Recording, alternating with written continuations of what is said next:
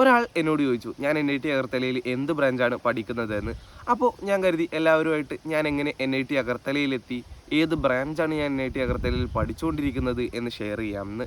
Hello everyone, this is Amal here. പുതിയൊരു വീഡിയോയിലേക്ക് എല്ലാവർക്കും ഹൃദ്യമായ സ്വാഗതം. 8ാം ക്ലാസ് മുതൽ +2 വരെ ഞാൻ പഠിച്ചത് PPMHSS കൊട്ടൂക്കര സ്കൂളിലാണ്. സ്കൂളിൽ പഠിക്കുന്ന സമയത്തൊക്കെ വളരെ ആവറേജ് ആയിട്ടുള്ളൊരു വിദ്യാർത്ഥി മാത്രമായിരുന്നു ഞാൻ. ഈ +2-ന് ശേഷം പ്യുവർ സയൻസ് എടുത്ത് പഠിക്കണം എന്നുള്ളത് എൻ്റെ അതിയായ ആഗ്രഹമായിരുന്നു. അപ്പോൾ എൻ്റെ മുന്നിലുണ്ടായിരുന്നത് ആകെ 2 കോഴ്സ് കോമ്പിനേഷൻ മാത്രമാണ്. ഒന്ന് കെമിസ്ട്രിയും മറ്റൊന്ന് ഫിസിക്സും ആയിരുന്നു. ഞാൻ ഏറ്റവും കൂടുതൽ സ്കോർ ചെയ്തുകൊണ്ടിരുന്നത് ഫിസിക്സിലായിരുന്നു. പക്ഷേ കമ്പാരിറ്റീവ്ലി എളുപ്പം പഠിക്കാൻ കെമിസ്ട്രിയാണ് എന്നുള്ളത് കൊണ്ട് കെമിസ്ട്രിയിൽ ഗ്രാജുവേഷൻ ചെയ്യാം എന്ന് ഞാൻ ഉറപ്പിച്ചു. അങ്ങനെ +2-ന് ശേഷം എൻ്റെ പല സുഹൃത്തുക്കളും എൻട്രൻസ് കോച്ചിങ്ങിനൊക്കെ പോയി തുടങ്ങി. ഞാൻ എന്തായാലും കെമിസ്ട്രിയിൽ ഗ്രാജുവേഷൻ ചെയ്യാം എന്ന് തീരുമാനിച്ച സ്ഥിതിക്ക് CUET ഒന്ന് ട്രൈ ചെയ്ത് നോക്കാമെന്ന് കരുതി. അങ്ങനെ ഒരു മാസത്തെ ക്രാഷ് പ്രോഗ്രാമിന് വേണ്ടിയിട്ട് റേസി ജോയിൻ ചെയ്തു. വണ്ടൂരിലുള്ള റേസിലായിരുന്നു അത്. അങ്ങനെ ഒരു മാസത്തെ ക്രാഷ് പ്രോഗ്രാമൊക്കെ കഴിഞ്ഞു. CUET എക്സാം എഴുതി, നല്ല സ്കോറും ലഭിച്ചു. CUET-ൻ്റെ റിസൾട്ട് വരുന്നതിന് മുമ്പായിട്ട് തന്നെ കാലിക്കറ്റ് യൂണിവേഴ്സിറ്റിയുടെ കോമൺ അലോട്ട്മെൻറ്റ് വഴി എനിക്ക് NSS മഞ്ചേരിയിൽ അഡ്മിഷൻ കിട്ടി. ഞാൻ അവിടെ ക്ലാസ്സിന് പോയി തുടങ്ങിയിരുന്നു. അതേ കാലയളവിൽ തന്നെയാണ് കേന്ദ്ര ഗവൺമെൻറ് പുതിയതായിട്ട് NCET എന്ന് പറയുന്ന എൻട്രൻസ് എക്സാം ഇൻട്രൊഡ്യൂസ് ചെയ്യുന്നത്. ഈ എൻട്രൻസ് എക്സാമിലൂടെ IIT, NIT പോലുള്ള പ്രീമിയർ ഇൻസ്റ്റിറ്റ്യൂട്ടുകളിൽ BSc B.Ed ഡിഗ്രി പഠിക്കാനുള്ള അവസരം ഒരുങ്ങും എന്ന് ഞാൻ കണ്ടു.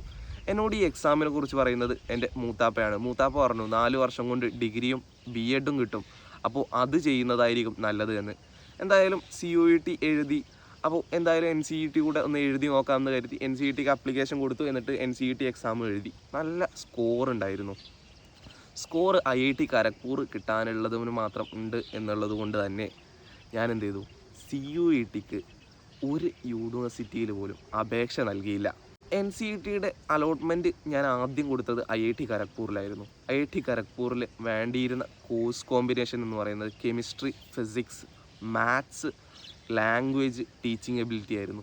ഞാൻ ഒരു ചെറിയ അബദ്ധം ചെയ്തു. മാത്സിന് പകരം ബയോളജി എഴുതി. കമ്പാരിറ്റീവ്ലി ബയോളജി ആണല്ലോ മാത്സിനേക്കാൾ ഈസി ആയിട്ട് സ്കോർ ചെയ്യാൻ കഴിയുന്നത്. അതുകൊണ്ട് തന്നെയാണ് ഞാൻ ബയോളജി എഴുതിയത്. അപ്പോൾ IIT ഖരഗ്പൂർ എൻ്റെ ആപ്ലിക്കേഷൻ റിജക്റ്റ് ചെയ്തു. അതിനുശേഷം എൻ്റെ ഓപ്ഷൻ ഉണ്ടായിരുന്നത് IIT ഭുവനേശ്വറാണ്. IIT ഭുവനേശ്വറിൽ കൊടുത്ത സമയത്ത് അവിടെ കിട്ടിയില്ല. പിന്നെ ഞാൻ കൊടുത്തിട്ടുണ്ടായിരുന്നത് NIT ജലന്ധറിലായിരുന്നു.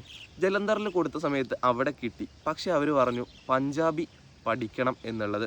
ഫസ്റ്റ് ഇയറിൽ ലാംഗ്വേജ് പേപ്പർ ഉണ്ട്, അത് അവിടെ പഞ്ചാബിയാണ് അവർ ഓപ്റ്റ് ചെയ്തിരുന്നത്. പഞ്ചാബി അറിയില്ല എന്നുള്ളത് കൊണ്ട് ഞാൻ പേടിച്ചിട്ട് അങ്ങോട്ട് പോയില്ല. പിന്നെ ഉണ്ടായിരുന്നത് NIT വാരങ്കലായിരുന്നു. വാരങ്കലിൽ കിട്ടിയ സമയത്ത് ഞാൻ അവിടെ പോവാം എന്നൊക്കെ കരുതി. പക്ഷേ ഫാദർ ഗവൺമെൻറ് ജോലിയിലാണ് എന്നുള്ളത് കൊണ്ട് തന്നെ അവിടെ ഫീ പറഞ്ഞത് 1,81,000 രൂപയായിരുന്നു ഒരു സെമസ്റ്ററിന്. ഞാൻ കരുതി അത്രക്കൊക്കെ കാശ് മുടക്കുന്നത് എന്തായാലും വേർത്തല്ല എന്ന് തോന്നിയത് കൊണ്ട് തന്നെ അവിടെയും ഞാൻ പോകാൻ നിന്നില്ല. പിന്നെ എൻ്റെ മുന്നിലുണ്ടായിരുന്ന ഓപ്ഷൻ NIT കാലിക്കറ്റാണ്. NIT കാലിക്കറ്റിൽ മാത്തമാറ്റിക്സിന് എനിക്ക് അഡ്മിഷൻ കിട്ടി. പക്ഷേ മാത്തമാറ്റിക്സ് വലിയ താല്പര്യം ഇല്ല എന്നുള്ളത് കൊണ്ട് തന്നെ അവിടെ നിന്നും ഞാൻ പോന്നു. ഏതാണ്ട് ഇതേ സമയത്ത് തന്നെ NSS കോളേജിൽ നിന്ന് ട്രാൻസ്ഫർ ആയിട്ട് ഞാൻ PSMO കോളേജിലെത്തിയിരുന്നു. PSMO കോളേജിലെത്തിയ സമയത്ത് 43 പെൺകുട്ടികളും 2 ആൺകുട്ടികളുള്ള ക്ലാസ്സിലാണ് ഞാൻ എത്തിച്ചേർന്നത്. ക്ലാസ്സിൽ ഇത്രയും ഗേൾസാണ് എന്നുള്ളത് കൊണ്ട് തന്നെ എനിക്ക് ക്ലാസ്സിന് പോകാൻ വളരെ മടിയായിരുന്നു. ഞാൻ കരുതി ഇനിയിപ്പോൾ എന്ത് ചെയ്യും, അടുത്തതായിട്ട് എന്താണ് ഓപ്ഷൻ എന്നുള്ളത് നോക്കിയ സമയത്താണ് ജസ്റ്റ് ഇങ്ങനെ NIT അഗർത്തലയിൽ അലോട്ട്മെൻറ്റ് തുടങ്ങുന്നു എന്ന് കണ്ടത്. അപ്പോൾ തന്നെ ഞാൻ നേരെ സൈറ്റിൽ കയറി അപേക്ഷിച്ചു. ഇവിടുത്തെ കോമൺ അലോട്ട്മെൻറ്റ് തന്നെ എനിക്ക് കിട്ടി. ഞാൻ എന്തായാലും കെമിസ്ട്രി കിട്ടും എന്ന് ഉറപ്പായതുകൊണ്ട് തന്നെ അവിടുന്ന് ഇങ്ങോട്ട് പോരാമെന്ന് തീരുമാനിച്ചു. ഞാൻ അങ്ങനെ കാലിക്കറ്റ് എയർപോർട്ടിൽ നിന്ന് അഗർത്തലയിലേക്ക് ഉപ്പാനെയും കൂട്ടിയിട്ട് വന്നു. അങ്ങനെ ഇവിടെ എത്തിയ സമയത്ത് എനിക്ക് യാതൊരു ഐഡിയ ഉണ്ടായിരുന്നില്ല ഇവിടെ മലയാളീസ് ഉണ്ടാവും എന്നുള്ളത്.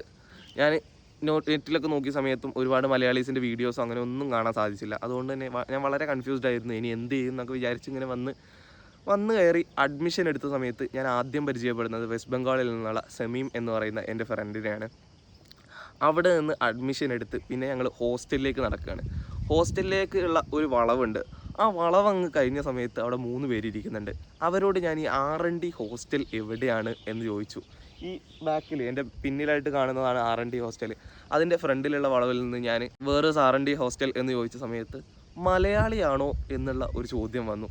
ഷർഫാൻ, ദിൽഷ, മുബഷിർ അവിടെ ഇരിക്കുന്നുണ്ടായിരുന്നു. അങ്ങനെ എന്തായാലും ഞാൻ വളരെ ഹാപ്പിയായി, ഇവിടെ മലയാളീസ് ഉണ്ട് എന്ന് മനസ്സിലായതോട് കൂടിയിട്ട്. പിറ്റത്തെ ആഴ്ച തന്നെ ക്ലാസ് ആരംഭിക്കും എന്നുള്ളതുകൊണ്ട് ഞാൻ പിന്നെ വീട്ടിലേക്കൊന്നും പോകുന്നില്ല, ഞാൻ ഇവിടെ തന്നെ നിന്നു. ഉപ്പ തിരിച്ചു പോയി. എന്തായാലും ക്ലാസ്സുകൾ ആരംഭിച്ചു, നല്ല അടിപൊളിയായിട്ട് ഇതുവരെ പോയിക്കൊണ്ടിരിക്കുന്നു.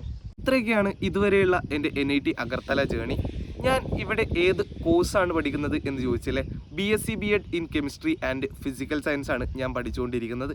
പലർക്കും ഇപ്പോൾ മനസ്സിൽ ഒരു ചോദ്യം വരും, വൈ പ്യുവർ സയൻസ് എന്നുള്ളത്. അതിന് കൃത്യമായിട്ടുള്ള ഒരു റീസൺ ഉണ്ട്, അത് പിന്നീട് ഒരിക്കൽ പറയാം.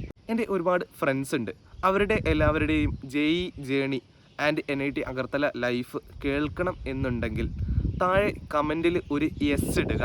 ഞാൻ അവരോടും നിങ്ങൾക്കായിട്ട് ഇങ്ങനെയുള്ള അവരുടെ എക്സ്പീരിയൻസ് ഷെയർ ചെയ്യാൻ വേണ്ടിയിട്ട് പറയാം. എന്തായാലും ഈ വീഡിയോ ഇവിടെ വൈൻഡപ്പ് ചെയ്യുന്നു. അടുത്തൊരു വീഡിയോയുമായി വീണ്ടും കാണാം. അതുവരേക്കും ബൈ ബൈ.